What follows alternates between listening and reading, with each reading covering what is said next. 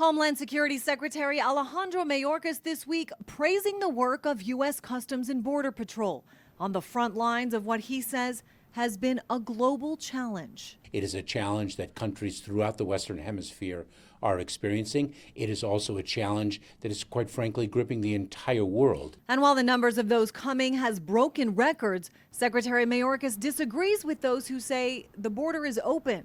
We are delivering consequences for individuals who do not use those lawful pathways. But that statement seems to contradict what he reportedly told CBP agents in private, that 85% of those who arrive at the border are being released into the United States as they await their asylum hearings, with a renewed focus on how they're cared for as they wait. If you send us someone to Denver who has to wait 6 years for a court hearing and they can't work in the meantime, we're going to need almost endless amounts of federal support. That federal support for food and shelter, health care, and education. If you take 1/4 of the encounters that we saw in December alone and say that those were 75,000 kids, kindergarten through 12, that somebody has to pay to educate.